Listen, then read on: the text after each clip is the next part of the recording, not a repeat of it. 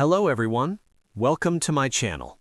In today's video, I'm going to teach you how to edit an organization in Pipedrive in just a few minutes. Start from your main dashboard and go to the left sidebar, then click on Contacts. This is where all people and company data is stored in your pipeline. Once you're in Contacts, look to the left side and select Organizations.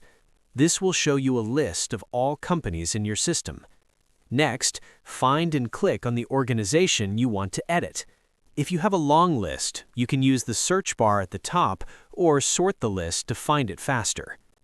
When you open the organization, you'll be on its Details page. On the left side, you'll see the main fields you can update, such as the organization name, address, phone number, website, and other important details. To edit any field, move your mouse over it and a small pencil icon will appear. This indicates that the field can be edited. Click the pencil icon, then enter the updated information. Make sure to check spelling and formatting, especially for names and addresses, so your data stays clean and consistent. Once you're done, click Save to confirm your changes. This ensures your updates are applied and visible to your team.